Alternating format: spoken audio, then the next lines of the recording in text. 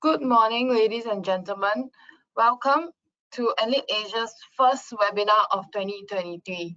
My name is Kirstine and I'm your host for today. So today we are here to discuss accelerating sustainability for energy via digitalization and decarbonization. So this session will bring you insights on how digitalization and decarbonization helps to accelerate sustainability and efficiency for energy asset owners.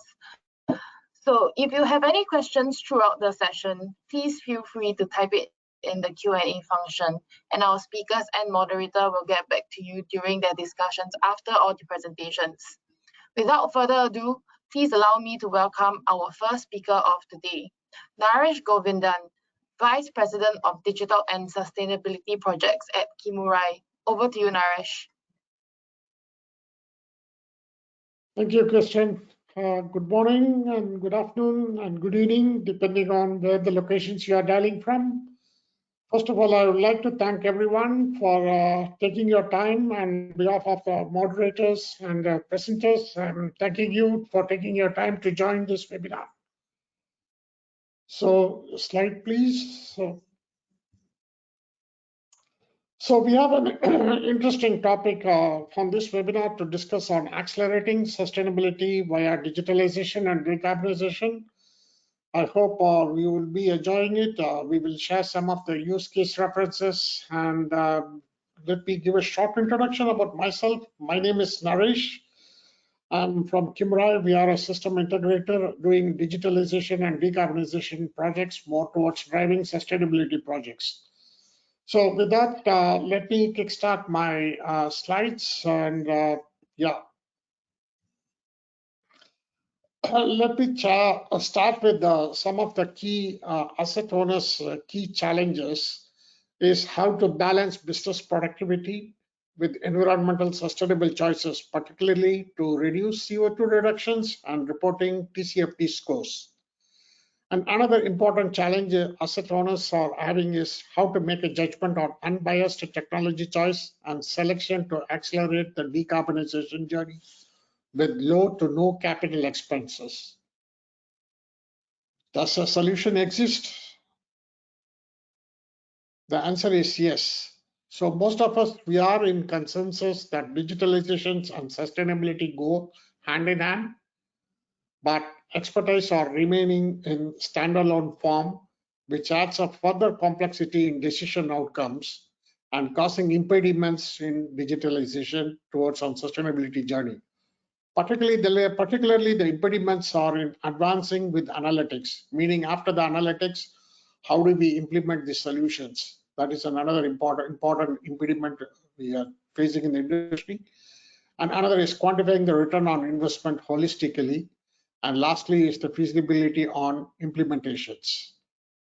Though there is no one size fits solutions, but we recommend a unified approach in bringing cross-domain expertise, adding to the software insights where energy asset owners can really view how digitally they can embark on the various phases of the digital and sustainability journey, particularly on measuring and monitoring and mitigating.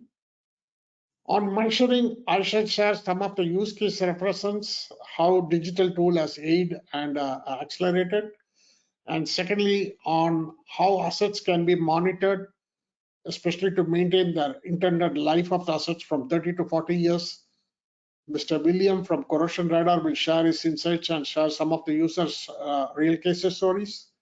Lastly, the most complex and pressing topic is on carbon capture, how asset owners can leverage on this journey from measuring to mitigate from the CCU journey.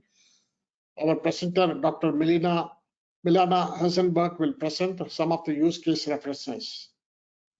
Before we continue, let me share some of the key metrics what we curated from other asset owners or other applications.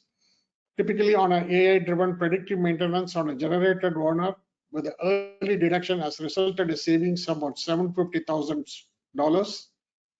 And last is on optimization on corrosion monitoring and inspections. It has resulted in savings about 55%. These are site specific, And I hope you may also have to have a same resolution in your assets. So with that, let me move on to the next slide. I will walk you through the journey on the measuring aspects.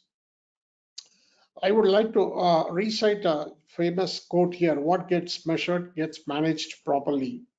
Along these lines, we have created some of the user references, particularly on scope 1 and scope 2 and scope 3 emissions. Traditional methods has got challenges in survey and data collections, but has got a limited accuracy, and more importantly, is collecting data for upstream and downstream. And internal operation is also a challenge, which is a more of a time and effort driven. So we recommend on some of the cases where we need to add up 4IR sensors, which is industrial revolution sensors, you can add up, or we can do a scanning on the regular invoices. We will be able to reduce time and effort to collect these granular data from a 6-month period to 6 weeks, and resulting in reducing man-hour reductions with more accuracy. And man-hour reductions means, again, we are not replacing people. Just generally, people have a phobia of AI can reduce people, but it is not reducing, it is not replacing, it is only a reduction on the effort on time. And secondly, is another use case applications is on the auxiliary power for pumps and fans and rotating equipments. Particularly, this is a key element in power plants. Most of the time, we measure this auxiliary power on a steady state conditions.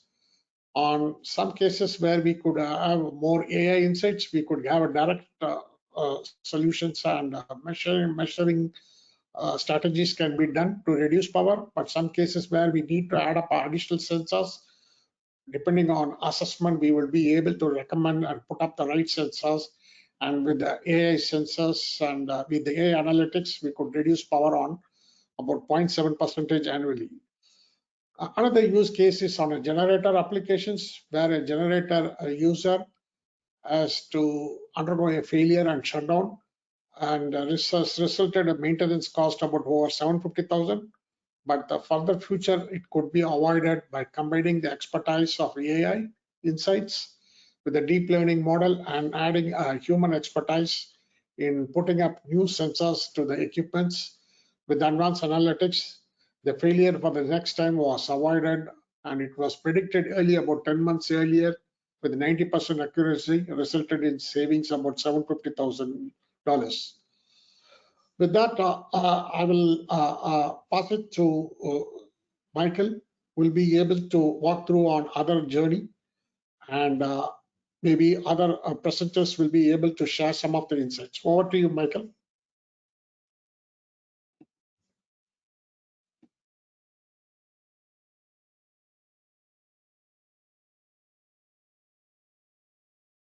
Michael, you are muted. Yeah. Thank you very much, Naresh, and for insightful presentation. And just wish each one of you a very good morning, good afternoon, good evening to all our distinguished guests, speakers, participants for the Enlit Asia webinar 2023. My name is Michael Joseph from SSNA Power Consultancy, and I'll be a moderator for the session today. And just a quick introduction of myself. SSNA Power Consultancy brings services and solutions to the power industry to support clean energy today, and as well as to enable transition into a carbon-free future. And being a global leader in the gas turbine maintenance, we're able to provide various supports to the various organizations. And today, as we have kind of heard the aspects on accelerating sustainability of energy through digitalization and decarbonization, this will also include to learn aspects about improving maintenance and efficient use of our resources, challenges, as well as real case studies and lessons learned from this. So like as what I think one key thing that you can take away from Naresh, what he presented was on the 3 M's, whereby you talk about measuring, monitoring, and to mitigate. So as we start the forum, I'd like to just remind all participants to be attentive, capture as many key points that are shared through the session, through the speakers, as well as through the Q&A panels that we will have. So our first speaker for the discussion would be William Nording, a business development manager from Corrosion Radar. He's a chemical engineer by profession. with 25 years of experience in the oil and gas industry, carried out technical sales, business development with several national machinery and manufacturers and solution providers. Combining his entrepreneurship and technical solutions, he will share his thoughts with us today. So over to you, William. Yes, thank you, Michael, for your nice introduction. And good afternoon, everybody. Yes, I want to take you further on our journey to sustainability of the world, how we can be helped by digitalization. And whereas Naresh already talked about the first M, the measurements, I'm going to talk about the second M, which is monitoring. So our company is a England, UK based company, and we are now working already 5 years on a sensor monitoring system. And I'm just going to show you how we see the future, the near future, and how we can help the world with reducing the energy consumption. Yes, I'm in control now.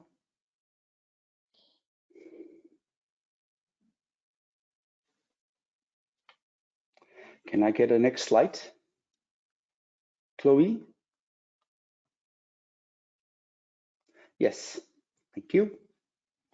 Well, as you all know, we have been already in an evolution in the industry, and in the, let's say, in the 90s, we were at the industry 3.0 in the process industry.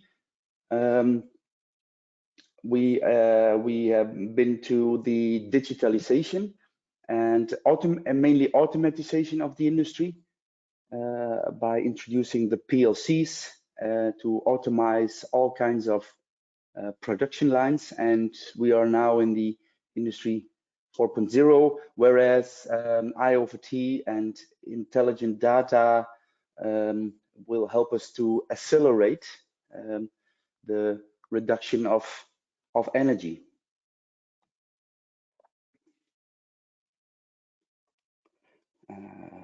Next slide. Somehow, I don't know. Can you help me, Chloe? Okay, thank you. So in the process industry, we came from reactive and manual maintenance of our equipment and our factories, and we brought it to automated processes, and also on the industry side and on the maintenance side, we went from reactive maintenance to preventive maintenance. This was quite a good step already to be in front of any errors or any overhauls that needs to be done. But nowadays in the industry 4.0, we need to come from reactive maintenance to predictive maintenance. And this can be done with the help of intelligent data.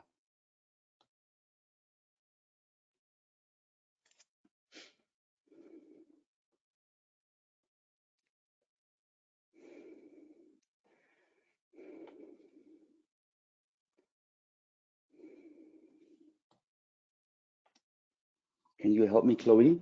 It seems there is quite a timeline on the sheets. So and how does our monitoring system help us?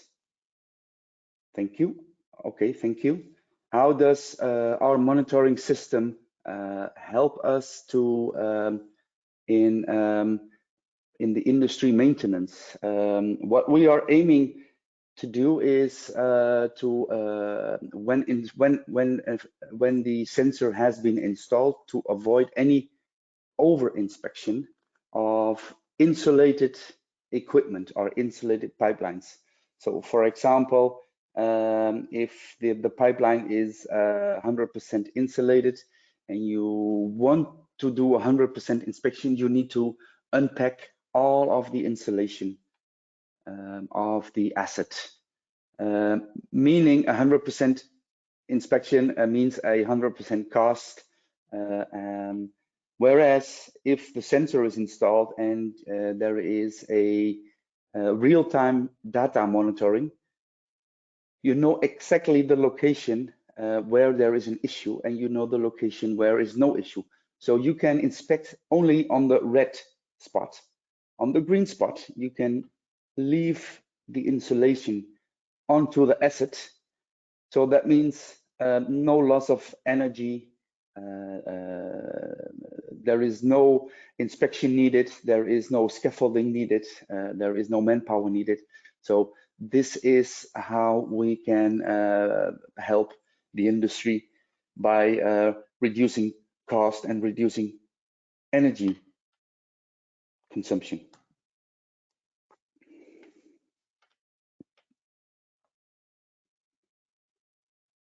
So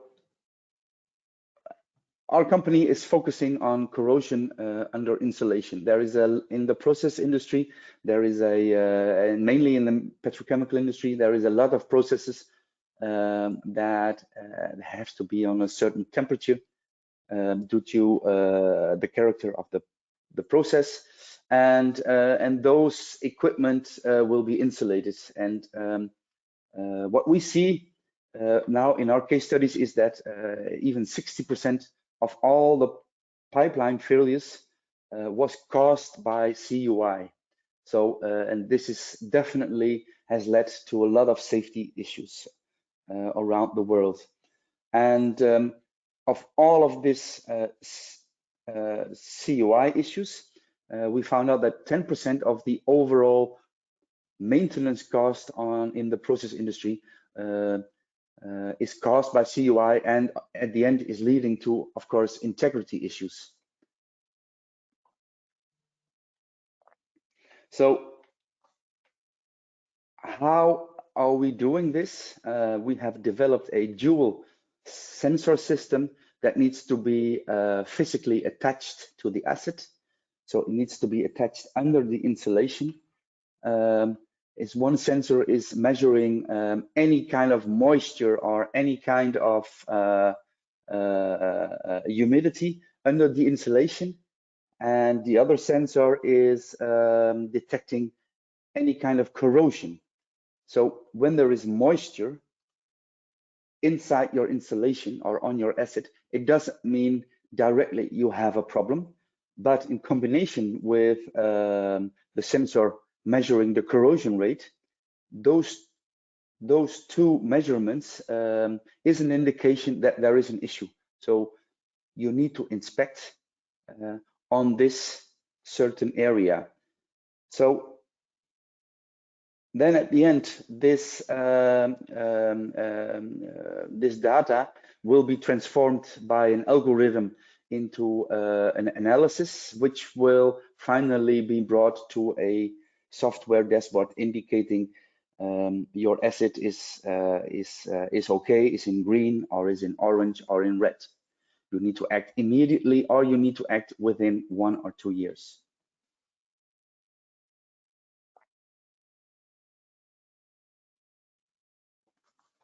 So finally, how does the near future actually look like? Well, as we are now in the our real added value is our algorithms helping you, but the data and algorithms are becoming finally also commoditized in our industry, and the unique data and the expertise will finally help the industry with energy reduction towards a sustainable world where finally we all want to go. Well, this is just in a nutshell what we are doing and what we are believing, and how we want to help the world move forward to a sustainable world. Back over to you, Michael? All right. Thank you very much, William, for your insightful sharing on the monitoring elements. I think as we all come with a common interest in looking at sustainable aspects in the world today, I think it gives us a good overview on it. And let us move on to our next speaker for today. She's Milana Eisenberg, the Chief Technology Officer of Captico 2 AS. She's passionate about carbon capture and storage, a strong believer in green energy transition, extensive experience in developing, implementing high-impact technologies in the oil and gas industry, with a particular interest in the reservoir surveillance for infill drilling and improve hydrocarbon recovery. She has had a number of years in the corporate functions and new ways of working, that is looking at the lean, agile, and digital, and driving large improvements and transformation projects. She's a certified experienced project lead, coach, and mentor. Let me invite Milana to share her thoughts on the mitigation aspects to follow through from our discussion. Over to you, Milana.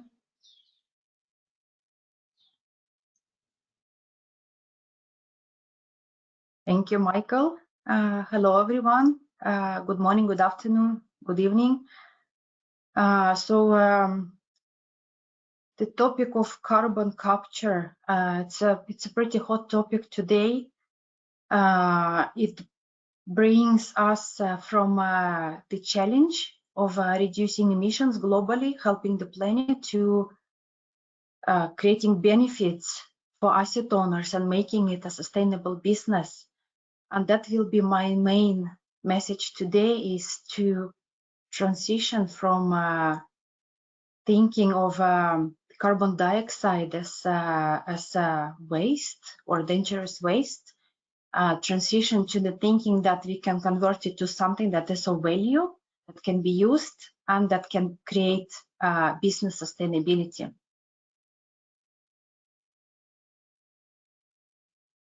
So this is a map which is soon 3 years old, but still reflects the reality. The annual carbon dioxide emissions are increasing a lot. They currently are around 35 gigaton CO2 per year, an increase from just a couple of gigatons 100 years back. We have quite an obvious geographical distribution of where the major emissions are coming from. A lot of it comes from the Asian regions, quite some from the US. What we are seeing is that some of the primary drivers for emissions are in fact emerging economies, where the power electricity consumption is very high. A lot of infrastructure that's been built using materials, advanced materials. We are seeing a lot of building construction, cement production, and those are as well the industries that are producing most carbon dioxide. These are steel, these are refineries, these are power plants, these are cement factories. So our ambition is to become a world-leading carbon capture, utilization, and storage company, so CCUS. We have quite an ambitious goal. We intend to reduce carbon dioxide emissions by about 1 gigaton a year, which is roughly 2 to 3% of the total global emissions. How we will do that? That is by rapid implementation of our technology across geographies and across industries. And we are primarily targeting large emitters. So very short, what our technology is about is we cover the complete value chain. We retrofit our plant directly to the source of emission. We capture the flue gas directly from the emitting source, and I'm talking primarily about fossil-related emissions. As a next step, we separate the CO2 from the flue gas. The rest of the gases, as a rule, inertive, so it's not affecting the environment. The CO2 is further sent through a mineralization reactor, where it reacts with a source of calcium, magnesium, or other metals to produce carbonates, calcium carbonate, magnesium carbonate.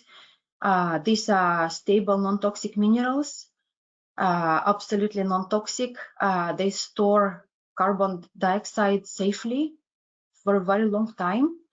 Estimates range between centuries to millennia. So the end product is carbonates, which is typically of white powder. It can be stored safely, can be stored in mines, can be stored in landfills. More importantly, the product has quite a high market value, and there is also high demand for it. So imagine being an asset owner for a large emitter, let's say steel making plant, a cement plant. What you can do is you can essentially capture your emissions right from the source, most of it. You can run it through a chemical process, and you can produce a solid material that you can either choose to store or you can choose to utilize or sell. The market value of calcium carbonate is quite high. Prices range from anything 100 US per ton to a few hundreds per ton, depending on the purity, quality of the end products. There are a lot of end user industries, such as cement for construction, such as paper, plastics, and others.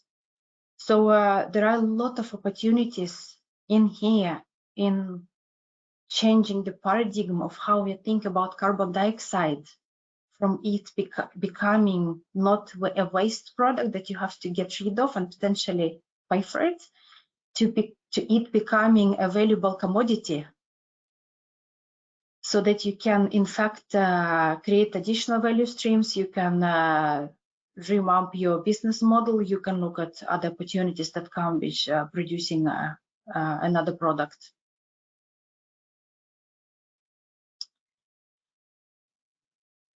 On the 3M, measuring, monitoring, and mitigating, our intention is to equip our plants with sensor data, very similar to what William was telling us before.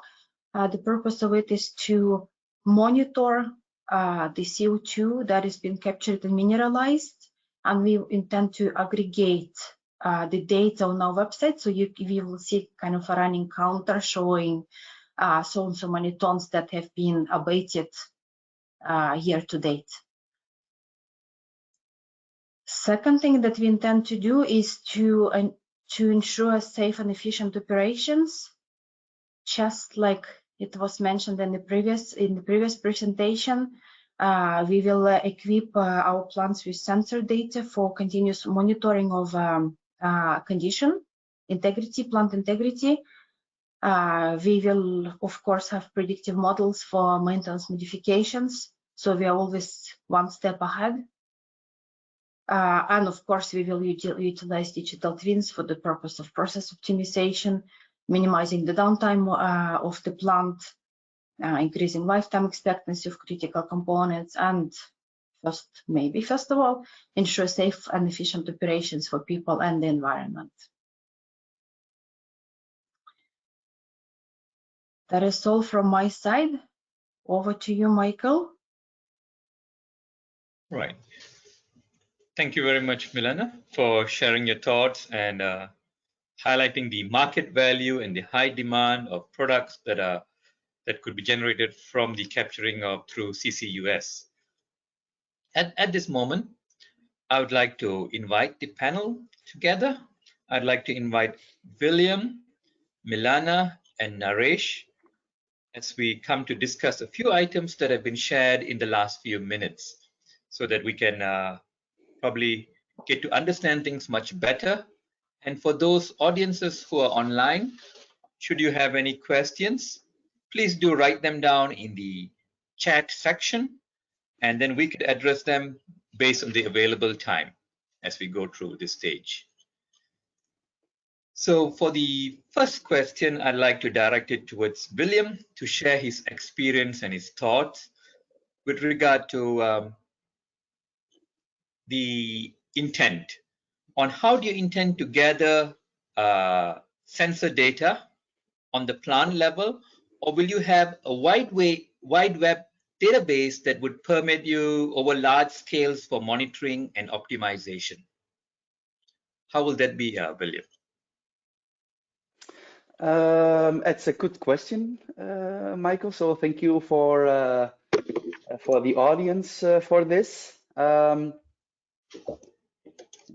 course, when we started the company, we started on a plant base, on an asset based to gather the data, analyze it, and reporting back to the asset owner. Of course, this is helping him to monitor his asset and where to inspect and where not to inspect. Though now we have been operating for a few years, we have gathered quite some data globally, actually, Middle East, US, and Europe. And this has all been put in our database. It's also our IP. And what we do is we have brought also this global data into our algorithms, helping any new asset owner to be even more efficient on inspections and more efficient on energy consumption. So yes, to answer your question, Michael, yes, we are sharing those data with the other asset owners. Of course, we do it anonymous, so they won't know. It's been integrated into the analysis report we sent them. All right. Okay. No, thank you very much for pointing that out. And at this time, probably I have a question to Naresh, as what you shared in the beginning on the journey of digital adoption with regard to sustainability. What are some of the challenges you encounter with regard to implementing feasibilities?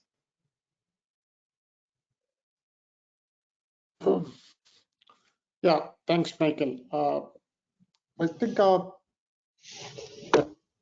challenges in life we have always, so there is nothing nothing new, and I would structure these challenges into multiple parts.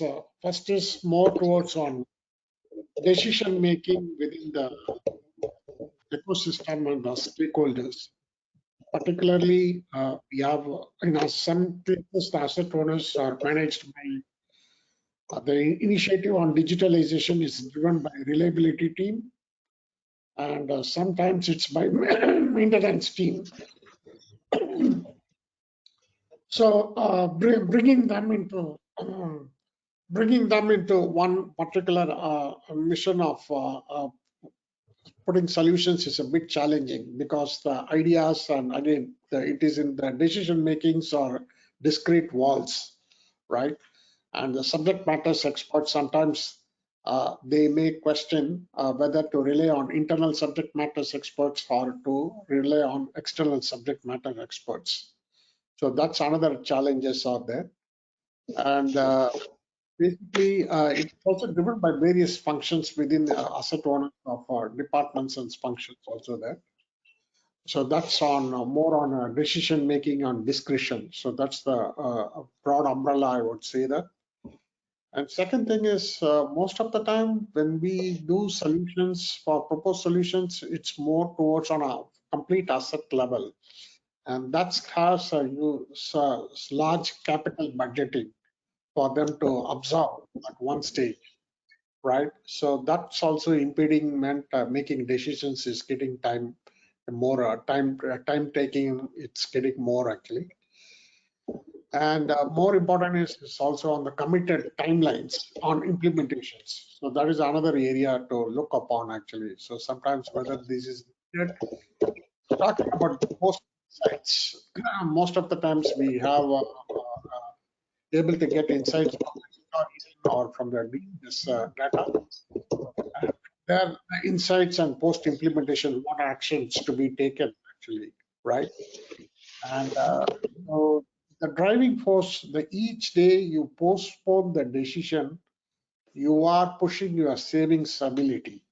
So that's the message I would like to summarize on that.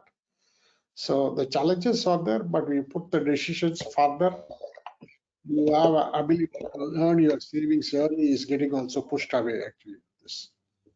So rather to combat that, I would suggest to do the implementations or to do it in a very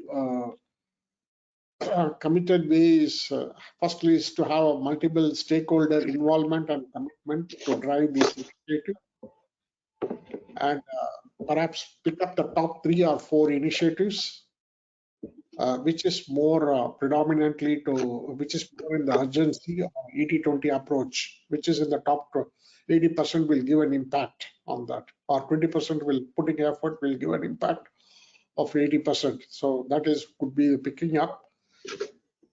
Third is more towards an agile approach. Agile approach is taking the feasibility. Take up instead of deploying it. Of course, we all want to do it across the asset, but take some portion of the asset where we can deploy these solutions, whether it is AI driven or reducing power. And then you can scale it up actually. In this way, I think we will be able to see the savings in a smaller fashion, but we have having a holistic roadmap in the longer run, which will be able to get a benefit on this. So there are some challenges out there, and to combat the challenges, this is would be perhaps to dissect into multiple stages to move forward on that. Yeah, I don't know. Yeah. To amplify the interest of the time, I'm just stopping. Yeah, thank you. Right. No, thank you very much, Naresh, for highlighting on that aspect of it, on the different steps and the different approaches that you take on. Let's go to a question that we have just received from the audience, and I'll just go through that question, which will be addressed towards Milana. Does CaptiCO2 carry out the full value chain on CCUS in-house, that is retrofitting of plants and supplying the capture technology application, that is absorption or membranes? Would you like to take it across, Milana? Yes, thank you for the question. The answer is yes, it's in-house. The way it looks like is we have a modular system that we bring to your plant. We retrofit it to the existing equipment. So basically tap into your flue gas stack. In addition to that, we also optimize the technology in terms of equipment cost, operational cost, footprint, and also we help you to think through the supply chain that is related to this, because you'll have to supply, let's say, source of calcium to the site to be able to do mineralization, and you will have to handle the end product, and the amounts will be quite significant, because if your plant is emitting on a scale of hundreds of thousands or millions of tons of CO2 per year, that will generate at least twice as much amounts of calcium carbonate, which has to be managed somehow, transported, sold, utilized. So we help you also setting up the full, the totality, and that is very dependent on the type of industry, geographical location, legislation in the country where you operate. So there will be quite significant variations. All right. Thank you very much for highlighting on that and answering towards that question. Now let's go on to another question that has come from the audience that is for William at this point. And the question goes, does this sensing technology only sense or predict corrosion on external side of the pipeline? Is it possible for internal pipeline corrosion prediction for CO2 corrosion as an example? So William, maybe you want to address that part? The long answer short is no. Okay. It does currently the system is developed to measure external corrosion. It does not measure internal corrosion.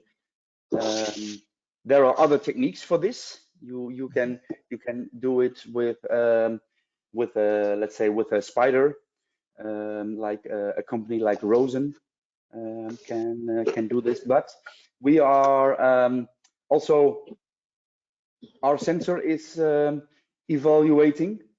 So we will stay innovative on this. So this in the near future, the system will measure the wall thickness from the outside. Okay. So for now, it just measure corrosion rate, and it will measure moisture. So in fact, it's an indirect measurement on the situation of your asset in that area. Okay. Thank you very much, William. So that at least clarifies what the audience are thinking about, and Yeah. good to know what you're looking on a future direction with regard to wall thickness measurement approach. That's great to know that. Naresh, just another question for yourself that has come from the audience. On the CUI monitoring that you mentioned earlier, how many monitoring points are required across the length of the pipes? Oh, sorry, it's a question for William, actually, on the CUI monitoring. Well, actually, Naresh might be in the situation now already that he might answer it. Okay, Naresh, you want to go first? That's probably William can give some input on that. No, I will answer it. I will leave it to William, actually. So he's been expert, and we are more of implementing and monitoring for them. So I will leave it to William. Yeah. As I showed you the pipeline, and I also showed you, let's say, a heat exchanger where you need a certain mesh configuration on the density of the sensor. But this one sensor system is 50 meters, 50, and we can bridge it to 10 kilometers. And the sensor is able to detect any kind of moisture, any kind of corrosion within 20 centimeters of that area. So depending on the configuration of the vessel or the cracker, we determine how the density of the sensor should be. We can come as close as 1 centimeter, but normally in the process industry, this is not needed. So we have developed it for 20 centimeters. Okay. All right. So based on your experience and things, you see that these 20 centimeter gaps are more than sufficient in it. Yeah. All right. Good to know that. Huh? Yeah. Right. Great. Yeah. Naresh, just a question for yourself on what you kind of talked about with regard to the digital adoption. Are there key enablers to digital adoption in the energy assets? What would you say about that part of it?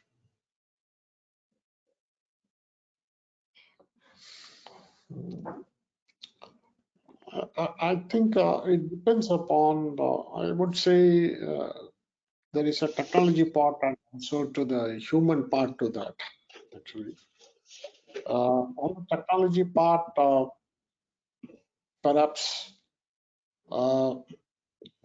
the enablers could be is maybe most of the time we have AI can replace or AI can give insights, but most of the time it needs validations with core domain expertise. For example, like I could say, like I can borrow the idea of William case. I mean, the corrosions can give insights how the potentials are there, but how it can be prevented and what solutions can be avoided, how it can be deployed. We have to, I think the decision maker has to leverage on the human expertise on. It's not only on AI insights, but it is also on the expertise who has carried a lot of experience and see how this can be prevented actually. So that's perhaps I would say that that could enable certain decision making faster.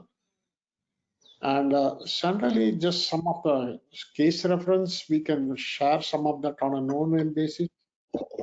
Somebody wants to implement digital adoptions in the assets.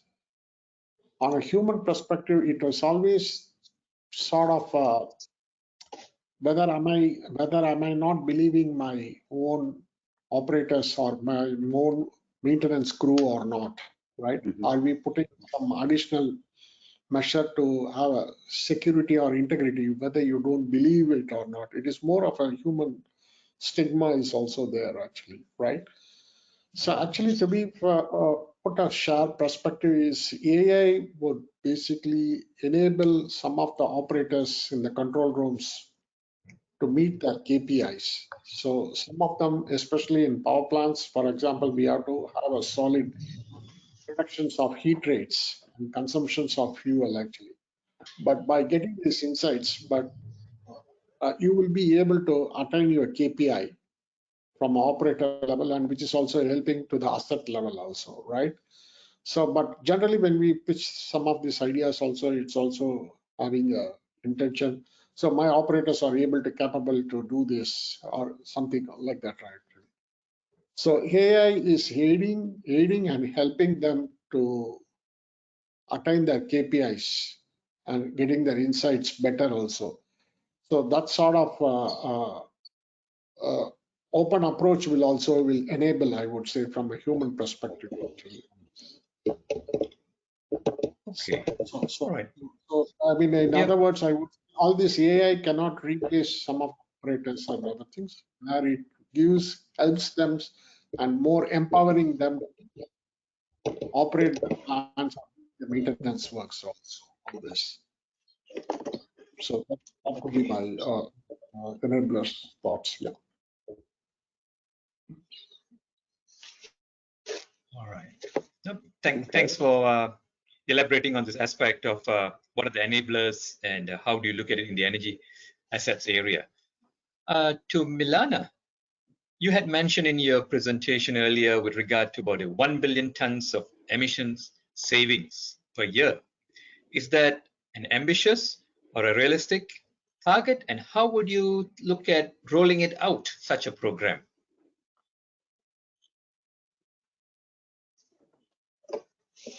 Thank you. Yes, the number 1 billion tons a year always generates a lot of discussion. It is the answer is yes. It's really ambitious and it's crazy, and it's the good kind of crazy. So the way we think is that it's a stretch target, obviously, and it's absolutely our intention, and I think that by covering the most polluting industries and approaching the largest emitters within those industries, that's the way to go. We know that we have emitters on the scale of tens of millions tons of carbon dioxide being emitted per year. So it's not really many of those. If you abate the emissions from those altogether, then yeah, not very far from 1 billion. Maybe that's too optimistic, but we like to think so. We like to think that it's a realistic one. Right. Good. Good. No, good to I hear that. also, Yes. I also think, Milana, is that you have to put it on this level. If you put it, you know, if you put it on a comfortable level, if you would put it on a comfortable target, then everybody might be in a sit back position and say, hey, okay, we're going to manage this. So it needs to be on an ambitious level, and like you said, just start with the highest and the biggest producers who can to really make the difference. Exactly. That's our intention. And if we get half of it, well, so be it. It's fine. It's fine. We are happy. We have helped the planet anyway. Yes. Yep. Yes. Yes. Milana, just another question, just to follow through, that has come from the audience that we have. How about the large scale of how large can the scales of Captico on the modular system capture with regards to CO2 emissions in terms of tons per day or tons per year? The modular system that you mentioned earlier. Yes, very, very good question. So what we intend to do is we intend to design the largest modules will have the capacity of about 500,000 tons a year. And then depending on, and that is because of the capacity limitations on equipment. I mean, how many pumps do you need and heat exchangers to do things? So then what happens is, let's say if you emit 1 million tons a year, then you need 2 of those modules. So they will be arranged in trains. And then if you have 10 million, then you can potentially have 20 of those modules. So we'll split the flue gas stream, and then we use modularized systems so that we have a standard size that is reasonable. Okay. No, I think it's good that I think the audience are thinking about it, actively looking at it, and trying to see how they could apply these aspects of the solution, you know, with regard to this. But I'd like to definitely thank each one of you from the panel for coming forth and participating for this afternoon session. And now I would like to pass it on to Naresh to give us the concluding remarks, and wish you all a good day. Yep. Over to you, Naresh. Thank you, Michael. Yeah, with that, I hope you all could get a glimpse of, in terms of accelerating sustainability through digitalizations, especially together with the data gathering insights and putting together with the deep domain expertise and implementation capabilities. To sum up, our recommendation is, before going into any digital options in your assets, please get a validation and have a holistic approach with cross-domain expertise, both internally and externally, even adding up new sensors to it, so that it can be a prescriptive and also a predictive maintenance approach. And more importantly is to the implementation feasibility, especially how much of cost savings to be attained, time and efficiency to get things rolled out. And lastly, important is to have what will be the attainment of the sustainability scores. So with that, I hope you all enjoyed the webinar. And once again, I thank on behalf of all the presenters and moderators to taking time and joining this afternoon. Thank you very much. If you have any questions further, please drop a note to our website or email ID on this. Yeah. With that, I will pass it back to Kristen. Thank you. Well, thank you very much, Naresh. Thank you, Michael, as well as William and Milana for this truly insightful session today. And thank you to our audience for tuning in today on this discussion on this very important topic. Now, we have now come to the end of our Enlit Asia's webinar series. I would also like to take the time to thank Kimurai for this session. Please do drop them a message, get in touch with them if you have any questions along the way. Stay tuned for our upcoming Enlit Asia digital series lined up for you this year. We will also be back physically at Jakarta this year from the 14th to 16th November. Take care, and I'll see you all around.